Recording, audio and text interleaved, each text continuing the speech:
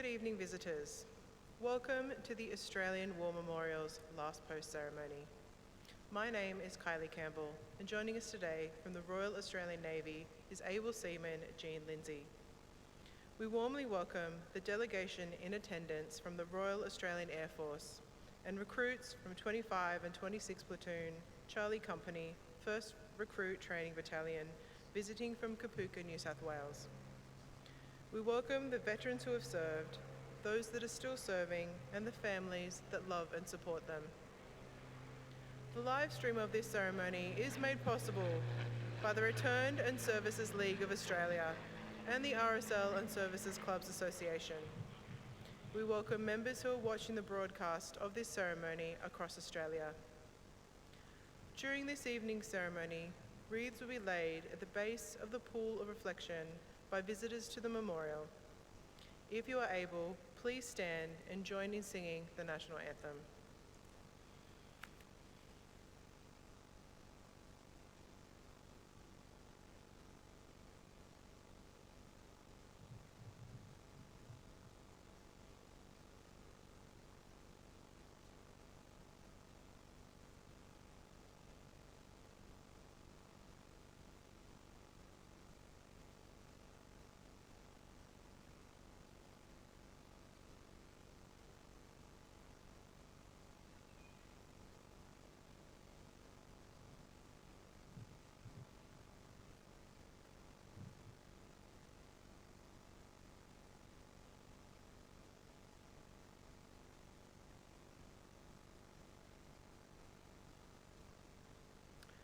The Australian War Memorial was a vision of Charles Bean, Australia's First World War official historian.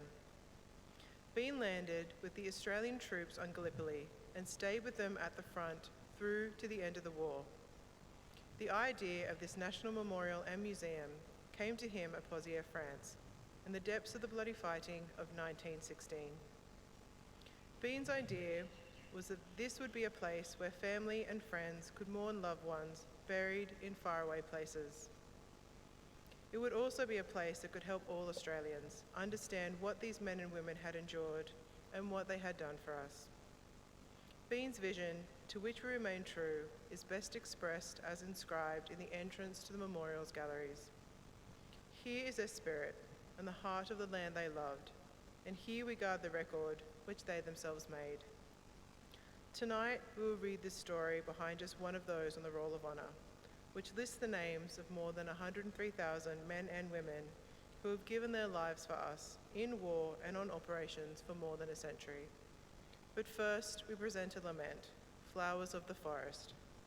Wreaths or floral tributes will now be laid at the base of the pool of reflection.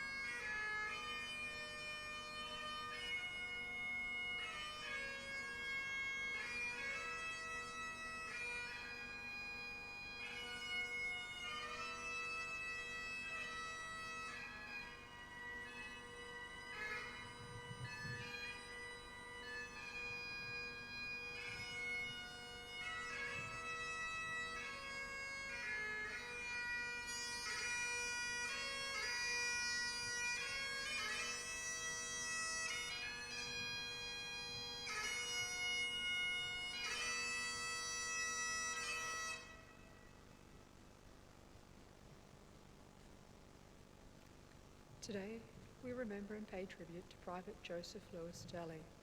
Joseph Delley was born in 1897 in Bundaberg, Queensland. He was the second eldest of 4 children born to labourer Lewis Delley and his wife Mary. He received his early education at Bundaberg State School and later attended school at Mount Perry.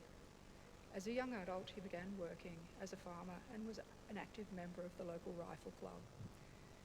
When the First World War broke out in 1914, Joseph Delley immediately tried to enlist. He was rejected on medical grounds. Having been infected with a mosquito-borne illness known as filaria, over the years that followed, Delley attempted to enlist a further 8 times and was continually rejected because of his condition. Determined to fight for his country, Delley underwent major surgery to overcome his illness, resulting in a lengthy recovery period. On March 16, 1916, he returned to his local recruiting office and again presented himself for enlistment. On this occasion, he passed the medical test and was enlisted in the Australian Imperial Force. Delley was assigned to reinforcements of the 26th Battalion with the rank of private and commenced a short period of training in Australia. On the 15th of June 1916, Delley returned to his hometown and was farewelled by his community, who gifted him a watch. The president of the local patriotic committee noted, "Private Delley is probably the most worthy soldier ever to enlist in Queensland, as he has tried 9 times and every time was turned down. At last, more determined than ever, he underwent a serious operation to fit him to be a soldier to fight for his country, something which should be an example to those young men who have not as much tried once." Delley embarked for active service on the 7th of September 1916, sailing from Brisbane on the troop ship Clan MacGillivray. After the long voyage, Delley arrived in England. He continued training alongside other new recruits before travelling to France in mid-December. Joining his unit in the midst of a bitterly cold winter, the first weeks of Delley's active service were spent training and on duty on the front lines.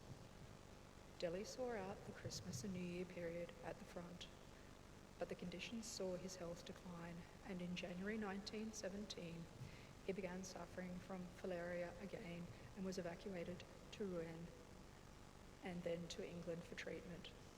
He remained in hospital until April, when he was granted a short period of furlough before returning to active duty. On his return, Delley was allocated to the newly formed 69th Battalion. He trained with this new unit for a number of months, but manpower shortages and high casualty rates at the front prevented the unit from ever reaching full strength. As a result, it was abandoned and Delley was returned to the 26th Battalion in September. He rejoined his unit in the trenches of Belgium a month later, arriving in the wake of several disastrous attacks around Ypres salient. Having missed the bulk of the fighting, Delley saw out the rest of the year, alternating between duty in the trenches, interspersed with periods training and working behind the lines. In early March 1918, Delley was granted a short period of leave, which he spent in Paris. He joined his unit a week later as German forces launched a major attack, making targeted attacks on Allied positions along the Western Front. Delley and his comrades were drawn into fighting to repulse them. In June, Delley began suffering from venereal disease and was sent to hospital for treatment. During this time, Allied forces launched their own offensive, which saw the enemy pushed back to their final lines of defence within a matter of weeks. Delley rejoined his unit in September, by which time German forces had suffered defeat after defeat. Delley and his comrades fought their last major action of the war only weeks later, when they captured the village of Lormacet during the operation to breach the Beaurevoir line. After being removed from the front lines for a period of rest, Delley was granted leave to England. After spending less than 2 weeks there, however, he began suffering from a serious form of influenza, which had been spreading rapidly over the past months. He was admitted to hospital at the end of October, but his condition rapidly worsened and he developed pneumonia and septicemia. He succumbed to his illness weeks later, dying in hospital on the 11th of November 1918, the day the First World War ended. He was laid to rest at a local cemetery a week later, receiving a full military funeral. Private Joseph Delley was 22 years old. His name is listed on the honour roll on my right, amongst 62,000 Australians who died while serving in the First World War. A photograph of his headstone is displayed today beside the pool of reflection. This is but one of the many stories of service and sacrifice told here at the Australian War Memorial. We now remember Private Joseph Lewis Delley, who gave his life for us, for our freedoms, and in the hope of a better world.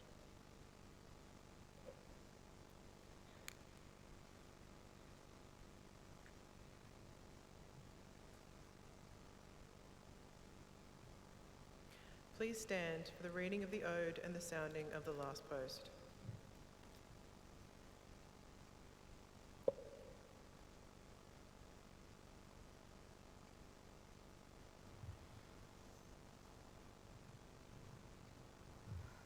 They shall grow not old, as we that are left grow old. Age shall not weary them, nor the years condemn. At the going down of the sun, and in the morning, we will remember them. We will remember them.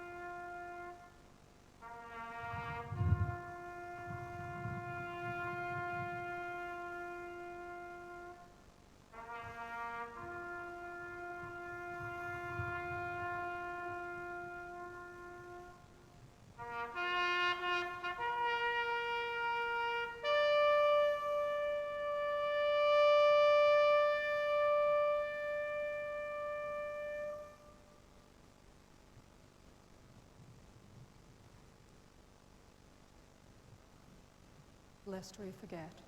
Lest we forget.